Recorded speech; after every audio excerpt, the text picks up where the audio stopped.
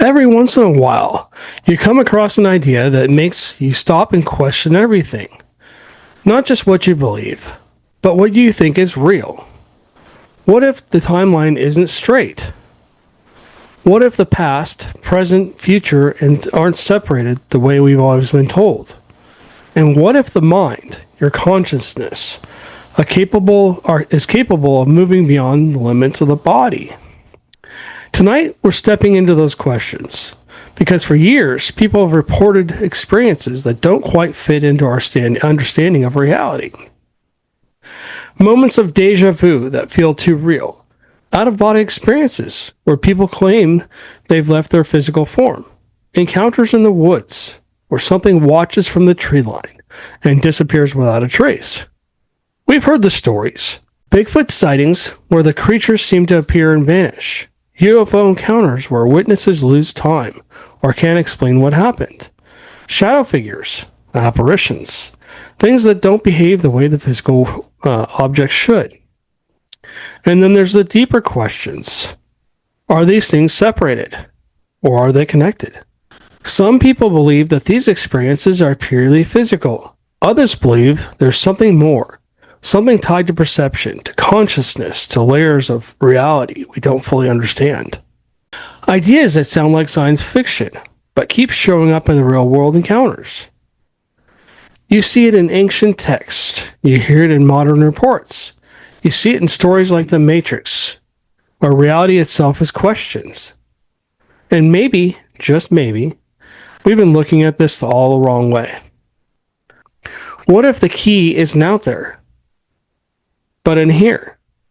What if the human mind is capable of more than we've ever been taught? Tonight we're diving into a conversation that sits right along the intersection of it all. Time, consciousness, the paranormal, the unknown.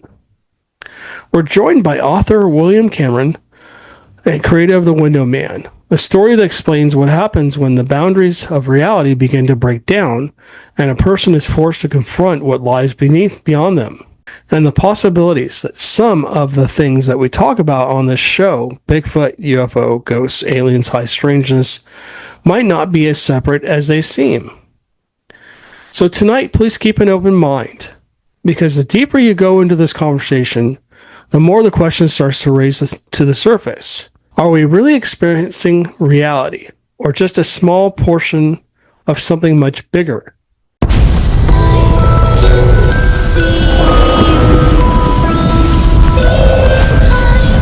Hello, my paranormal peeps, and welcome back to the Deep Woods Paranormal Podcast. My name is Matt Harvey. I am the founder and lead investigator with Deep Woods Paranormal. Tonight we have Will on with us. He is the author of Window Man, and he's going to be talking to us about number one himself, but a little bit about what he does and how he does it. It's going to be really interesting to hear him talk. It's definitely paranormal in nature. So without further ado, Will, kind of introduce yourself, if you would, please. Oh, absolutely, Matt. I'm Will Camaren. I wrote the book Window Man. I have a lot of different things that I do. One, I'm a food critic, public speaker, and really the world's foremost authority on the Window Man state. So, I mean, that is because realistically, I'm the only one who does it.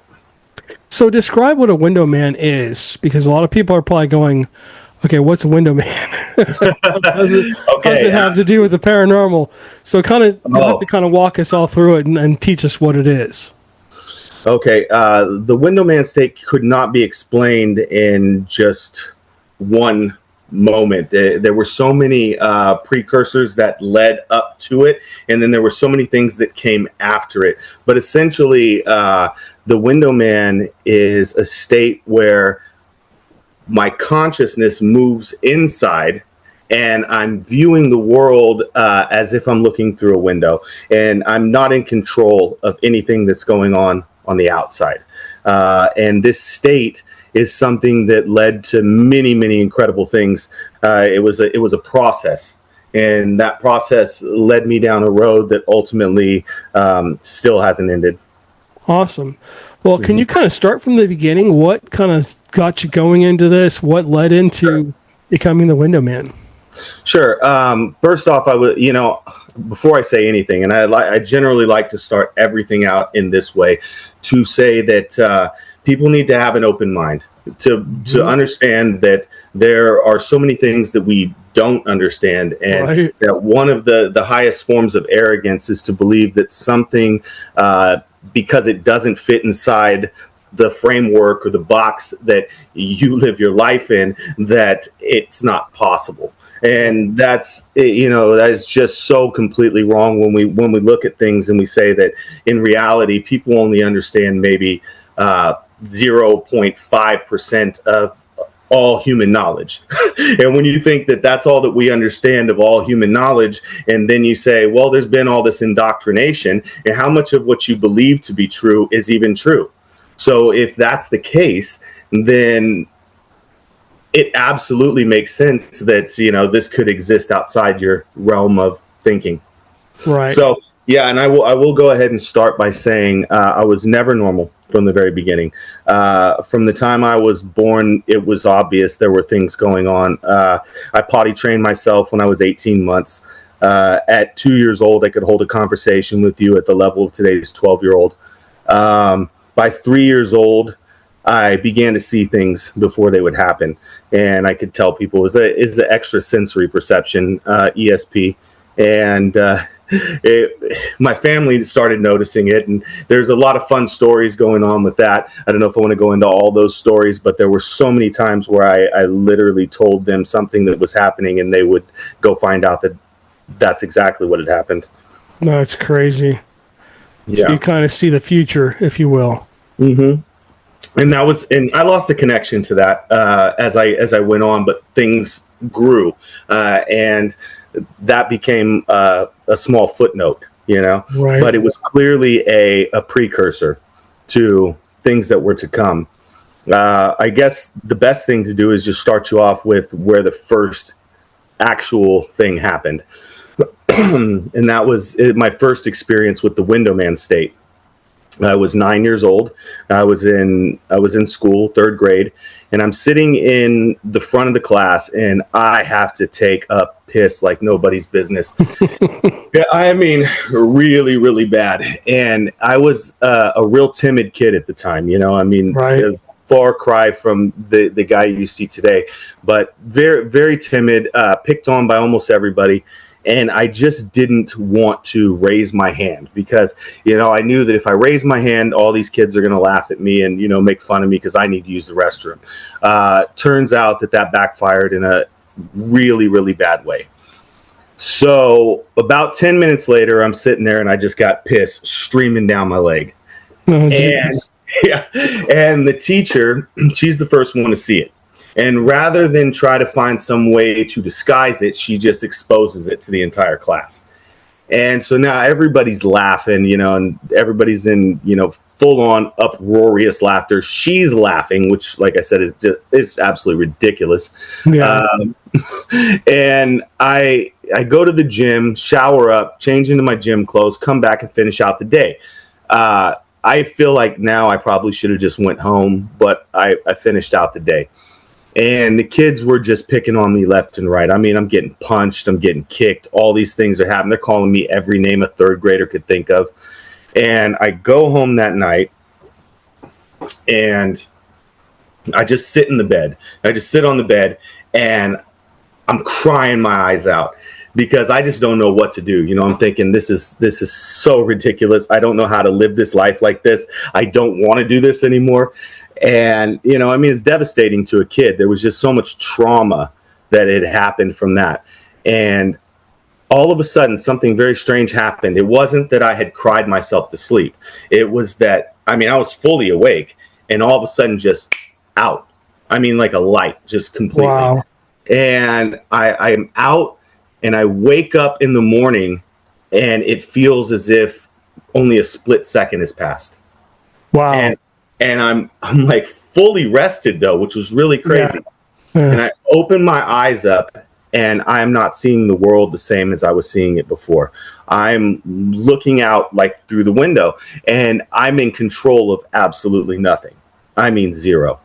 And so I hear my mom's voice from the other room and she calls out to see if I'm, getting ready for school. And all of a sudden I just start moving really fast, and I just start putting all of these clothes on super quick. And I don't understand that, I don't know what's going on. This 9-year-old kid just like kind of watching his life go. He's just like, what is this?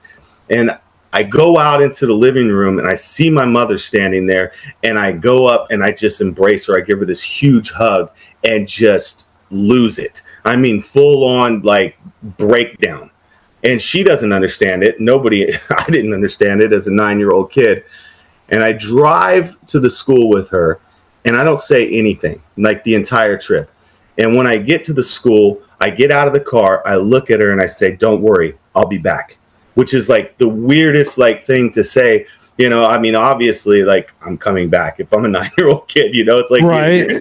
Probably pick me up, So it was very strange. I go into the classroom, and there is this kid that I called my tormentor, and he's sitting, I call him that in the book. He's sitting at the back of the class, and he's just cracking up. He's just laughing at me hysterically.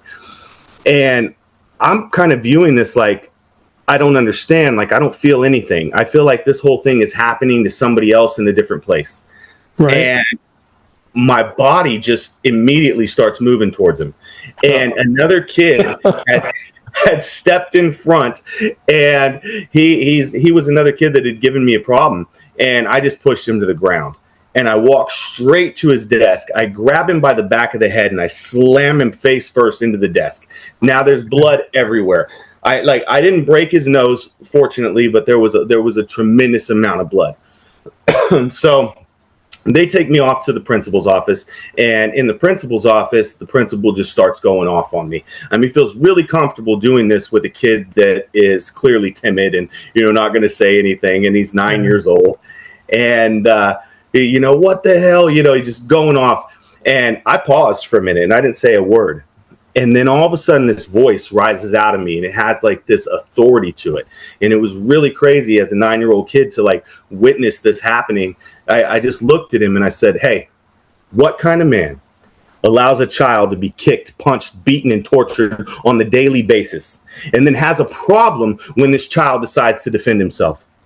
And he steps back and takes like this like really deep breath, and his face goes almost ghost white. And he looks at me and he goes, what would you have me do?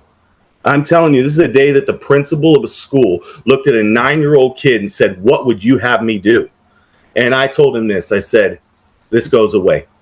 I said, if the parents squeal, then you tell them all about their kid. And you tell them that they can be dragged into the very same lawsuit that I'll drag this whole school into. And I never heard a word about it again, ever. Yeah.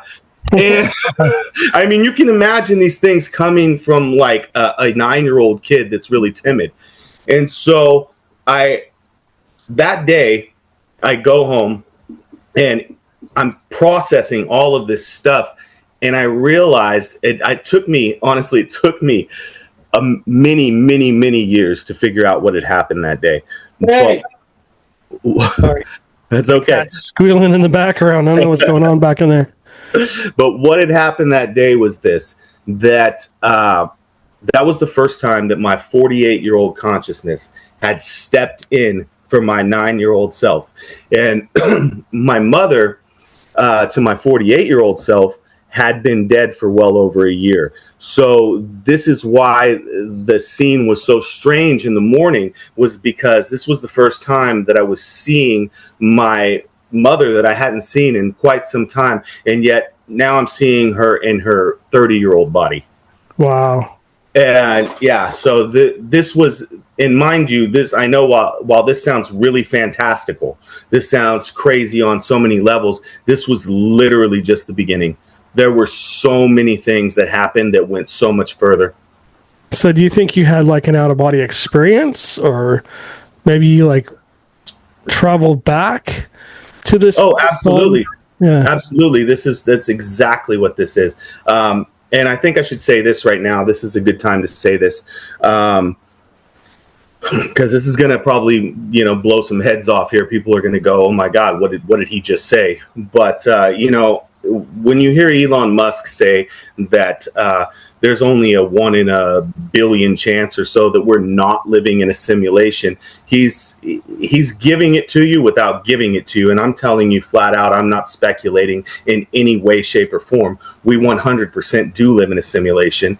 And I have seen many versions of the simulation. And what I am doing is simply exploiting a glitch. Yeah. Yeah. I wondered about that recently. There's been some strange things that's happened to me. I'm like, what the? I'm like, wait a minute. Did I just go into a different universe, or did I cross into a different dimension, or what's going on here? We are starting to see that more and more after, the CERN stuff that was going on with the, Hadron Collider and all this kind of stuff. We're starting to see a blending of some of these. And this is why you're starting to get these Mandela effects and things like that are happening. And they're really obvious when you look at it. You just go, oh, you mean to tell me there was never a cornucopia on the fruit of the loom? It was, we've all seen it. We know we're not stupid. Right. So, yeah, we're seeing a blending now. Interesting. I've always wondered if we're just on some spaceship flying through space and, we're like in the Matrix and, but I think even the Bible says that we're in some kind of a simulation. I can actually tell you exactly where it says that. In fact, if you look at it, he says that when I knit you together in your mother's womb, right? Mm-hmm. Now, what's really interesting about that is if you look in the Strong's Concordance, the word womb is Rekim, and Rekim translates directly to matrix. So that's really interesting. So what it's saying is when I knit you together in your mother's matrix, and then think about the fact that we call this place Mother Earth. That's interesting. It's very interesting. All right. Well, keep going. Did you have some other stories you want to share with us? Oh, there are so many. A million, but yeah. This is really interesting. Yeah, I'm happy to go any direction that you'd be looking to go into. I know that you talk about cryptids. You talk about different things. As we move forward, I would like to also discuss the second book that will be out shortly, which is called Window Man 2: The Darker Force. And the Darker Force is explaining something about, obviously, the darker force, and the darker force is something that needs explaining. And it's something that I actually experienced when I had a trip that I stepped onto the world stage for the first time with the gifting, rather than just working on my own life. Once I worked on something other than my own life, that's where I found the darker force, and the darker force repressed everything. It wouldn't allow me to even move at times. Any of the giftings that I had that I could tell you about later, which became actually really phenomenal. They just spiraled it was like this snowball effect where they just became bigger and bigger and bigger. But I could use none of them. I could use nothing.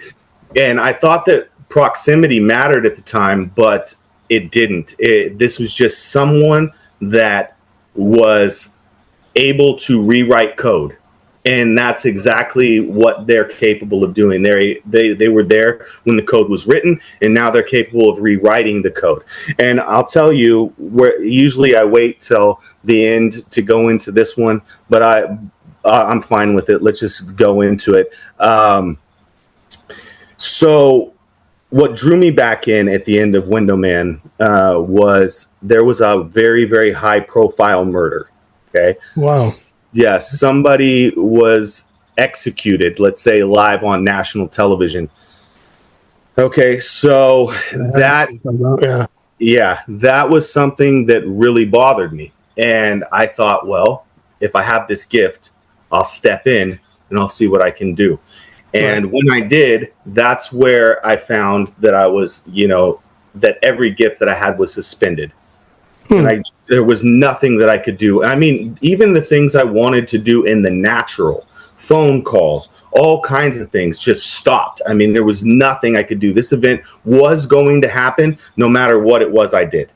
So the only thing that I thought that I could do was use the gift that I have as an author. And I thought, if I go back and I write a book, and then I put the book out and it gets released before the event happens, then he'll know. Yeah. So I go back, I write the book, it releases one day before the event happens. Right. Later on, they said that it released 2 days after. It doesn't matter whether you believe that it released the day before or 2 days after. Window Man itself, the book that I wrote, other than this book I'm talking about, took 5 days for Amazon approval as a finished product. Wow. Okay. So now we're talking about like, you're going to write a book and then you're going to put it through and get Amazon approval. And all of these things are going to happen inside of 2 days. It's a 0% chance. It would never happen that way. Then the internet writes it off as AI slop. And they say it's just AI slop. It's not real. I got a digital copy later. And the digital copy that I got later had changed multiple things. Wow. And the reason they had changed multiple things was because they wanted to debunk it, disprove it, discredit it. And so one of the things that really pissed me off when I went through and looked at it was that they had said the paramedics showed up on the scene and they started applying pressure to the wound and they were putting IVs in and all these things, which all of us know never happened at this scene. Right. So that was infuriating. And just so that we're clear with the audience, because I'm not sitting here beating around the bush in any way, shape, or form. I am talking about Anastasia J. Casey, the person who wrote the book The Shooting of Charlie Kirk. All right, which actually was all over the internet for quite some time. People were talking about this book and who wrote this. And I'm answering that question right now. And I'm saying 100% I wrote that book. Damn. Mm-hmm. Crazy. So do you consider yourself like a time traveler then? 100%. I travel through time, but it's not just time itself. It's like I travel through different versions of the code. So I see multiple different versions of the code. I was just talking with somebody the other day, and we were talking about this and saying that since I have seen multiple different versions of reality, I understand that this reality is the most veiled, bar none. I mean, I'm talking about you drew the short straw. This is the worst version where everything is concealed. So it's like we are lied to from the time we're born. Almost everything that you know to be true is 100% a lie, or 95 at least. Everything is a lie. All right, so Bigfoot's real. Bigfoot, he's like, yep. Wait a minute. Yeah, Bigfoot is real. Actually, there are a lot of cryptids. When you actually look at even the word talks about it. It talks about leviathans, dragons, behemoths, unicorns. I mean, that kind of stuff is in the word. These things are there. Yeah. So it's like, I mean, even you look at Numbers 22, 23, it talks about unicorns. So, I mean, it's real. There are things out there that people are not told about. Dragons, for the longest time, dragons were in the dictionary, and it listed them as rare now. Wow. Yeah, I was always told that dragons were actually, and from the descriptions of the knights and stuff like that actually were documented, that they were dinosaurs, and that people, the Triceratops is one of them, and crocodiles and all this other stuff. And not all of them breathe fire and whatever else. And, dinosaurs actually live with us up to a certain point, and maybe still do, but we just don't see them as much as we should be seeing them. Let's put it that way. Well, I'll tell you this, just to be clear, a large portion of that is that history is fabricated. So dinosaurs and dragons, different. So yes, and I know that a lot of people believe that because we have these, these bones and these things like that, these things, if we really delve deep into it, we find that there's not a lot of truth to some of that. Really? That's Mhm. And I will also tell you, this is just, I've seen so many things outside of this realm, places where actors are well known to play other actors. And I'm not just talking about in movies, I'm talking about like well known to play them. And here it's so veiled that this is something they hide rather than actually tell us the truth. And I can give you a great example of that. Go Okay. for it. Yeah. This one will blow your mind, but I'm telling you, sometime, and a lot of people are going to have a struggle with it. And I know that. I don't care. I tell people the truth. So here's the thing. Take a picture of Brad Pitt and you put that picture next to Benicio del Toro. Let me tell you something. Benicio del Toro does not exist. Brad Pitt, this is the ethnic version of Brad Pitt, and he's used to play in all sorts of different films. And this is how they do it. He's not the only one either. It's rampant in Hollywood that there are a ton of actors that are playing other actors. Crazy. Mm-hmm. Well, I've always heard about the masks. Mm-hmm. I've heard back in the 70s that they basically could make a mask of anybody and make them look like somebody else. I could look just like you, or you could look just like me, and you'd have no idea we were. I could go Scooby-Doo on you, and you'd be like, wait, absolutely. What? Mm-hmm. The prosthetics, the things that we've got today are so advanced. And then when you think about Hollywood and, how much more Hollywood has, these guys. And what, there was the lady that went into a meeting with, I believe it was Obama, and she went into the meeting and sat there the entire time as someone else. And he had zero idea because she was wearing a mask and she was showing exactly how good that the masks had become. Oh, I've heard that. Yeah. Yeah. Mm-hmm. It's crazy. Yeah. They're so good at this point. Now you can just, people do this. And in other realities, it's just kind of a well-known fact that they do this. Yeah. Mm-hmm. So let's go crazy here. What do you know about ghosts? Okay. Yeah. I will tell you exactly what I know about ghosts. Okay. So first of all, ghosts are used in one way from the darker forces because they don't want you to find something out. And I'll explain what it is that they don't want you to find out. But the thing is they are used especially early in childhood.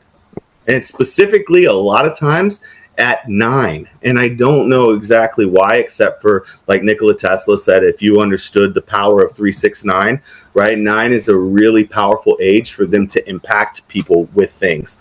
And so what they do is they come at you early so that you're focused on what is that. They show you these ghosts, these things that these paranormal activities, so that you're always focused outward. When they do this to people with strong gifts, because they don't want you to find out exactly what your gift is. So the people that have the strongest gifts, they get a hold of them early and they get them focused outward, because if you're going, what is that? What is that? Oh, and this is how you spend your life. You're not focused inward. Right? If you focus inward, then you understand your power, right? If you understand frequency, you understand the 33 vertebrae, you understand Kundalini energy. Well, basically, the 33 vertebrae are your sacred ladder or your Jacob's ladder. And when you get to the top, there's that Atlas vertebrae. Some people call the at-last vertebrae. When you can reach that with the energy, with the frequency forced into there, you can push it into the pineal gland. What happens then is it decalcifies it, and it allows you to actually access the supernatural gifts that you have. So if they can keep you at a lower frequency, then you never experience that, and you never come into that thing that will allow you to transcend some of these things like the code. Interesting. Yeah. Huh. All right. So what's your take on Bigfoot then? What are, these things out in the woods? Bigfoot is definitely a cryptid that exists. It's it moves through the code. All right. It's one that does that. It moves through the code. Right. So this is why we have very few, pictures of it at all, Right. because it's in and out, and it can do that at the drop of a hat. It moves through the different codes. So that's the reason why it's very difficult to ever find, good footage of one. And, like I said, there's a ton of different ones, obviously Loch Ness Monster and things like that. But there's a super huge amount of things that exist here that people just have no idea really does exist. And they make fun of people because they believe it. Yeah. I mean, it's so funny. Some of the things that I know to be 100% true at this point. And I watch people with these looks of condescension on their face, just kind of like, yeah, and you're going, I know that to be 100% true. And right. you're looking at me like I'm the idiot. Right. It's incredible sometimes to think about, like how veiled the reality is and how smart people think they are when they, the first thing that you could do to have knowledge is to understand that you really don't have that much. Right. It's always a learning process. Yeah, exactly.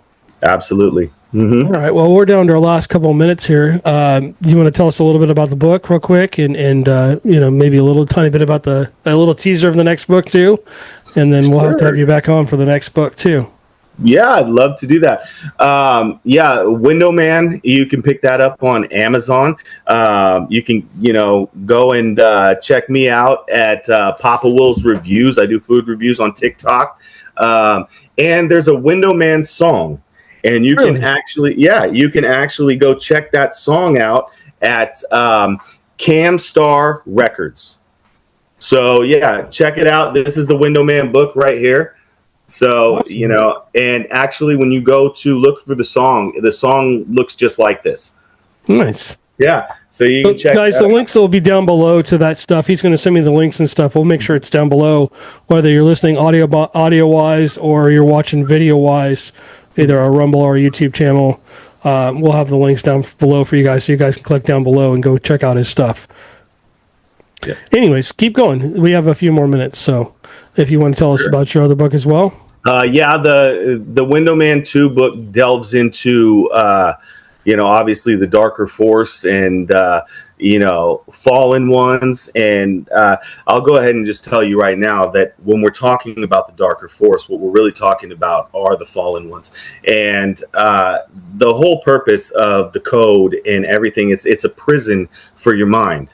It keeps you from ever understanding who you are so that you can never step into that. And if you stepped into that and you understood who you were, if one person were to fully awaken, they could rewrite the entire code. Not even the 200 fallen could stand against one fully awakened. And I'm telling you that from personal knowledge and experience of what I have seen. I am not the one that's fully awakened, but I will tell you this, that when you see a movie like The Matrix, they're telling you something.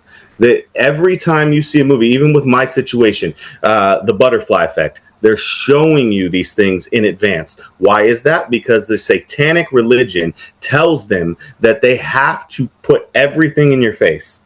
Right. They put everything in your face so that they can say, in the end, we told you so.